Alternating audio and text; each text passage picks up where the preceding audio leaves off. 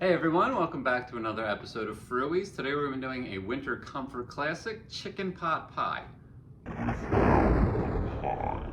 At the end of the day, you're still going to get everything you expect from a chicken pot pie, but my process is definitely a little bit different, and dare I say, better than the kind of traditional. So I hope you'll stick around to the end. I can promise you one thing, you won't regret it. So we have our chicken, which essentially takes care of itself.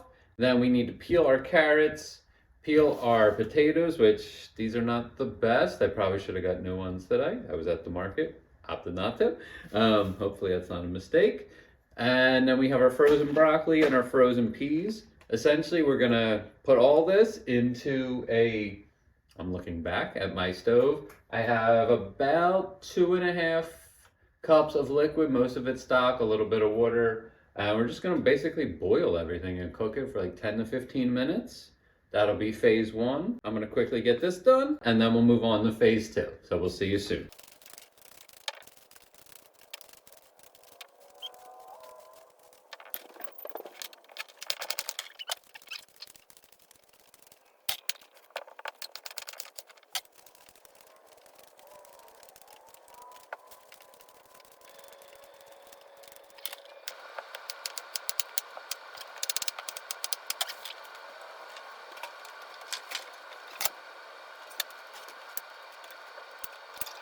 Bear with me, I am just gonna mince these to the best of my ability, which this is usually the only veggie I actually mince, so it's the only time I ever get practice, and I'm definitely not great, but I've improved as time has gone on.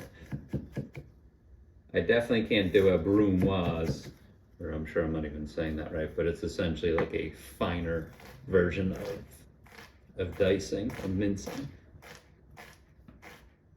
Not bad. Also, it's nice because these are gonna, not perfect. Definitely not perfect. Because these are all gonna cook in the pie itself, we don't need to go crazy with the dicing itself.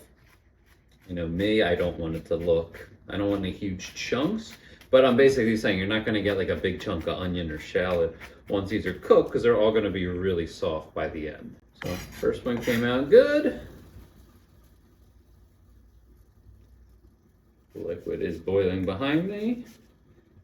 And I'm just gonna finish this up. And I would say I love to get to the speed where, you know, you're watching a food show and you're like, how are they doing that? I definitely can't. I feel like that's just me asking to cut off a finger. I'd love to get to that point, but I don't think it's gonna happen. I would need to cut like a zillion shallots every day for hours on end, and that's just not my life, at least at this point. So yeah, not that you can tell what vegetables, what they look like when they're boiling, but we got our carrots, our broccoli, our peas, our potatoes, everything. All right, we're back. Very carefully, because you do have a lot of boiling liquid in here, I'm going to strain this as gently as possible. I have a 4-cup measuring container here. I would honestly use my 2-cup, but it's in the dishwasher.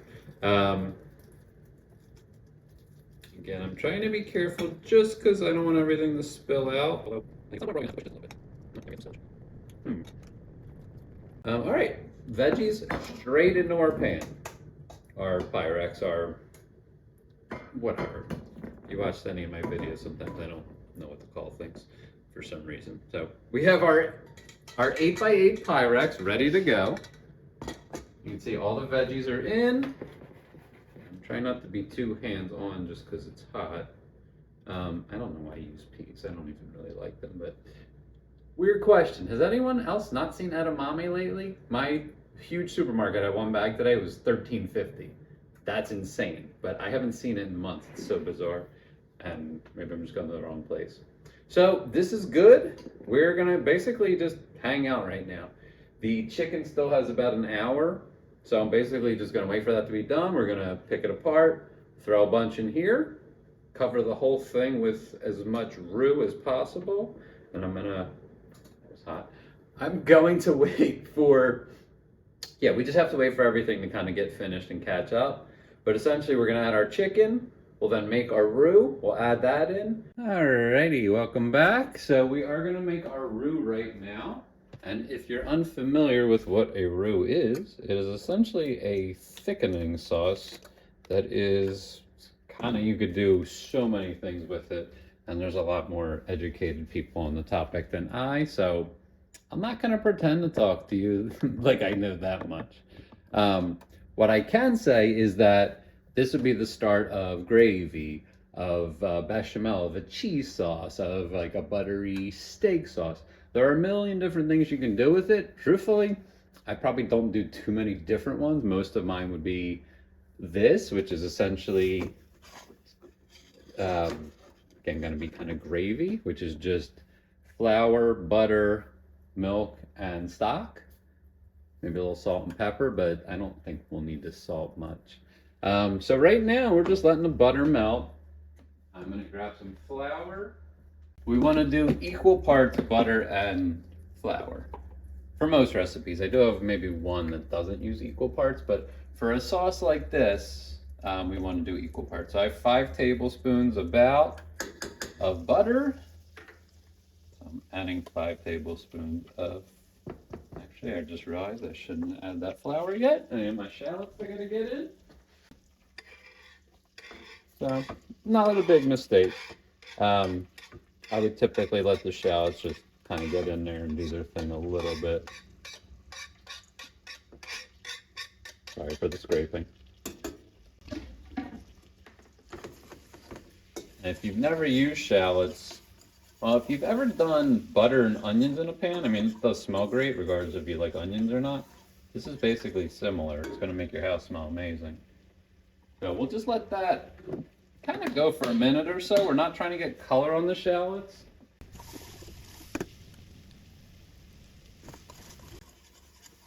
Once I'm happy with where they are, I will add in the rest of the flour. So I added in 1 tablespoon before I caught myself. Oh yeah. So we just hit that point where it just smells amazing, and it'll smell great like this for a while. The pot pie is gonna make the house smell great. If you love to cook, you probably know this, but there's nothing better than having your house just smell like what you make. I love to, if I leave the room and then come back in. I didn't say leave the room, like if I go out to the garage or leave the house. I love coming back in and just that smell just hits you again. It's one of the best things. One of my favorite parts of pizza night, actually. You know, totally unrelated, but it's just great when the house smells like a pizza shop for like the whole night or even some of the next day. All right, I think we're good here. And it smells, so we're getting there, and shallots can burn if we kind of let them sit too long. So I'm gonna commence with the next step. Let's go steam for a minute, start. Again, if you've ever made roux, this is not something you need to pay attention to, but if not, you'll expect to see these kind of sandy colored bubbles. If we let this go longer and longer, the flour will eventually start to brown. So I think in like a gumbo, which never made that, probably never will, but like in Louisiana, if you make a gumbo, they let the roux get like almost like a red color. You have to, I don't know how that happens. You'd have to babysit it and have it on like the lowest heat possible. And it's probably going to take a while. So anyway, the purpose of this is not to get the roux that dark. We just want to thicken it. And you could see here, this is exactly what you want it to look like. These kind of bubbles, shimmering, if you will, as you stir. So again, be careful. This will turn colors and cook fast.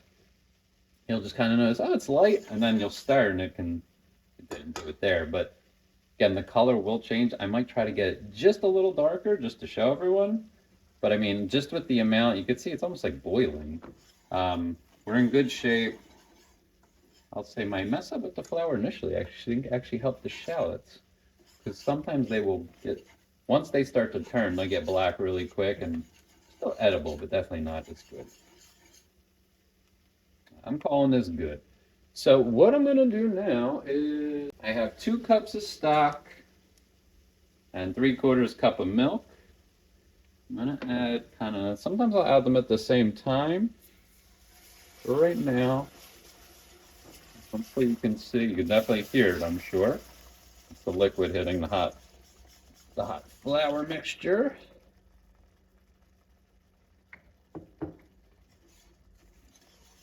And this will be something I think you'll just, if you make it this way, you'll just have to do it a bunch to know like when the consistency is right. I definitely want to use all the milk. Again, 3/4 of a cup, but I don't necessarily want all the stock. The milk will help lighten it up.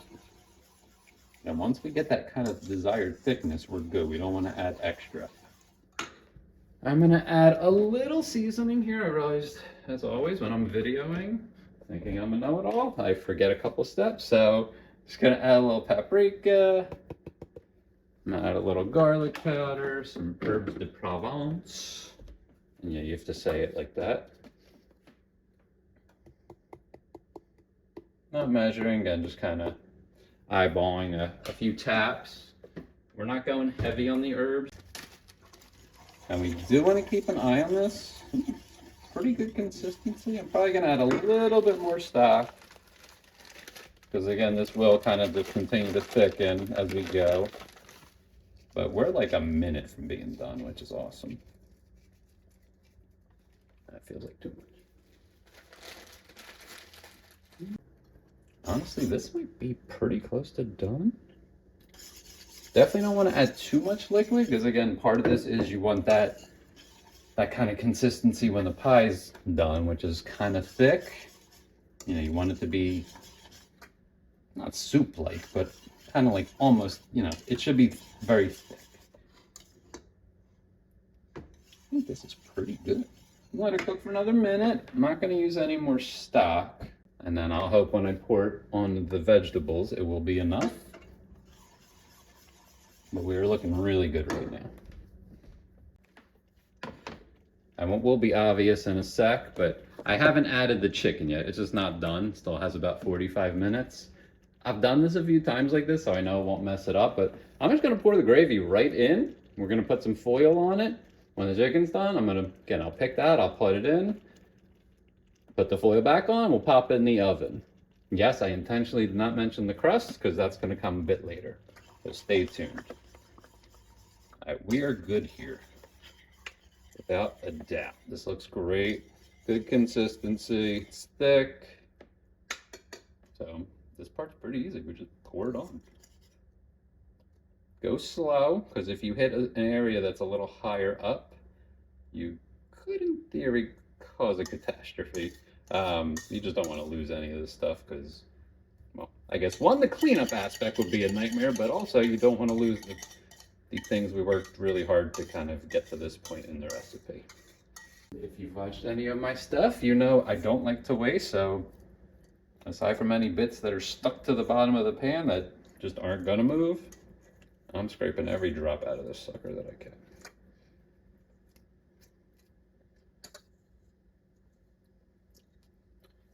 Okay, not bad. I'm gonna call the pan clean as I can get it. Just spreading this around a little bit. Yeah, I'm questioning if I should have added more stock as I'm doing this now, but I think we're good. As it sits, things are gonna break down. And do we need more? Yeah, we'll be okay. Okay, we're gonna add the chicken. I'm probably just gonna add it right on the top as a top layer. And so we'll see you when that part comes.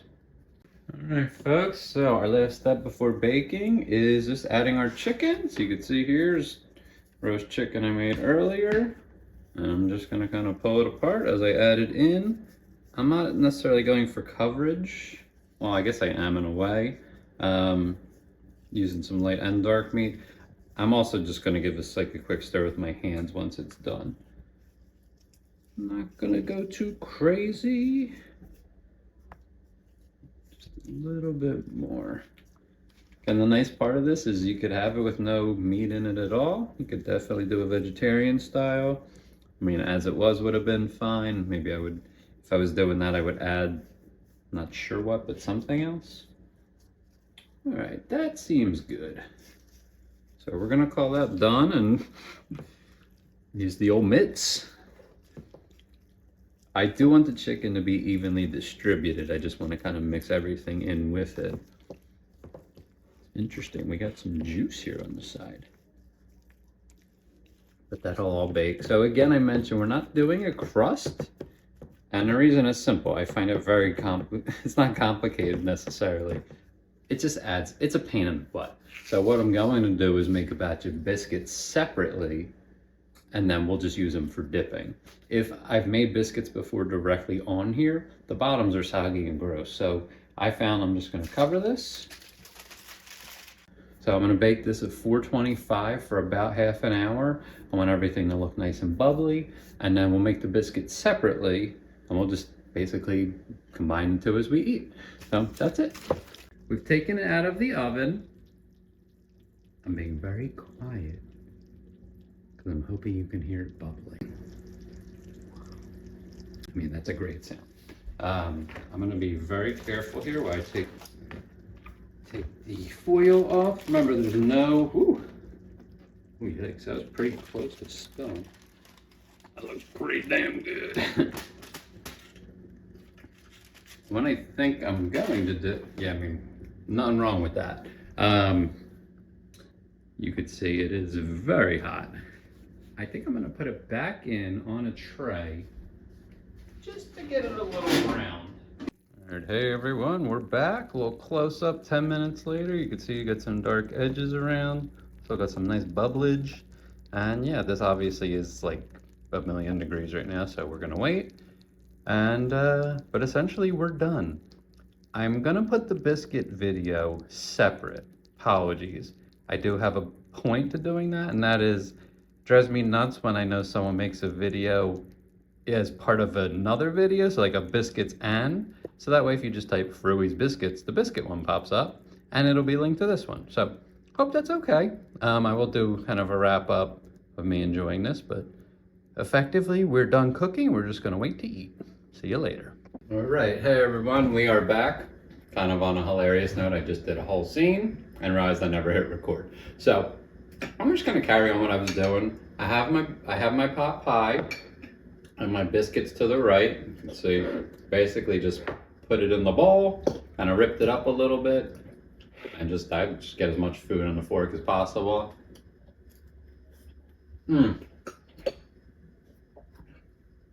Just as good on take two.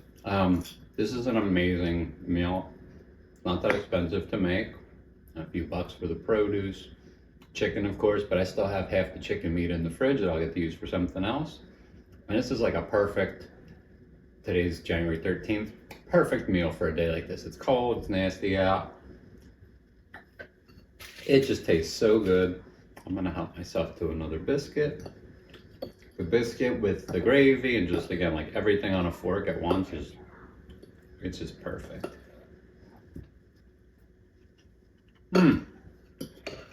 All right, I'm gonna go enjoy this in the comfort of you not watching me, but I hope you enjoyed. I will link the biscuit recipe in the description so you'll have access to that, and we'll see you next time. Thanks for watching. Oh my God, so good.